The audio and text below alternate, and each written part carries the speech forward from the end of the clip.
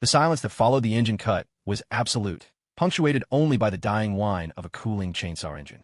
Two city vehicles rolled up onto my driveway, their high beams pinning the three men against the trunk of my oak tree like insects under a microscope.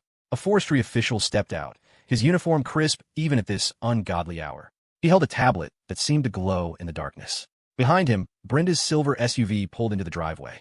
She must have been trailing the contractors, likely hoping to witness the crime scene from a safe, deniable distance. When she saw the city lights and the official, she didn't stop.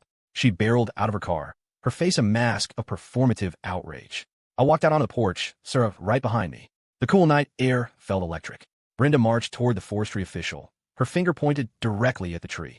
"You have no idea what you are doing," she shrieked, her voice cracking. "This tree is a hazard. It blocks the sidewalk, and the HOA has ordered its removal for the safety of our residents." The official didn't even look up from his tablet.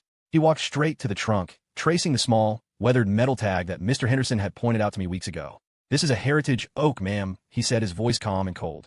"It is protected under Municipal Code Section 12. Any unauthorized removal or damage to this tree is a felony-level environmental offense." Brenda stumbled, her confidence fracturing. She glanced at the contractors, who had already dropped their tools and were backing away toward their van with their hands raised. They weren't paid enough to catch a felony charge. "I have an order," Brenda stammered, pulling a crumpled paper from her coat. She held it out like a shield. "I have the signed notice from the Homeowners Association. We have the legal authority to manage our own neighborhood." The official took the paper, shone his flashlight on the signature, and let out a dry, humorless laugh. He turned to me, then back to Brenda. "You signed this, Brenda? You personally authorized the destruction of a protected city asset?" I was watching her eyes. That was the moment the color drained from her face, leaving her looking like a ghost in the strobe lights. She realized then that the letter she had insisted I demand, the one she thought was her ultimate tool of intimidation, was actually the smoking gun that tied the entire board to a criminal conspiracy. Mr. Henderson walked out from the shadows of my porch, his cane clicking against the concrete. He wore a heavy coat over his pajamas, looking like a judge presiding over a courtroom. "The bylaws don't override city ordinance, Brenda," he said softly. "I told you that in the meeting. You just refused to listen." The next few weeks were a blur of legal notices and emergency board meetings. The city didn't just find the HOA, they audited them. The investigation revealed that the association had been operating with gross negligence for years, ignoring city safety codes while draining the neighborhood treasury to pay for frivolous projects that benefited no one but Brenda's ego. The fines were astronomical. Because the tree was a protected heritage landmark, the city didn't just slap them with a ticket. They treated the incident as a malicious destruction of public interest. The HOA was effectively bankrupt within days. They had to levy a special assessment on every homeowner to cover the legal fees and the massive environmental penalties, which turned the entire neighborhood against the board. The special meeting to vote Brenda out was a spectacle. Everyone in the cul-de-sac showed up. I didn't have to say a word. The sheer weight of the city's findings was enough.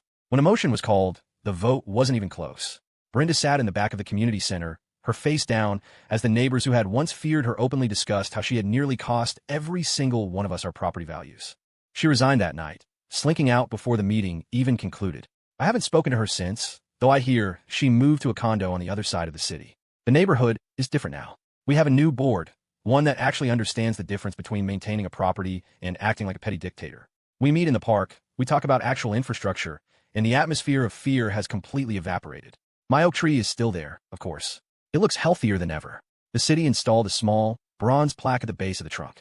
It declares the area a protected heritage zone, a permanent reminder that even in a quiet, upscale neighborhood, you cannot simply bully your way through the law. I spend my Saturday mornings on the porch now, sipping coffee and watching the sunlight filter through those ancient, sturdy branches. Sarah sits with me, and we don't talk about the HOA. We just watch the birds that have claimed the higher limbs as their home. It was a long fight, and the stress of those weeks was heavy, but standing here now, looking at that massive, gnarled trunk that refused to fall, I feel a deep, quiet satisfaction. The tree isn't just a part of my yard anymore.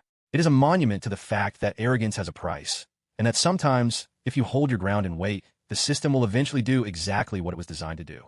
It protects what is worth keeping. And as far as I am concerned, that tree is the most valuable thing in this entire town. No one will ever touch it again.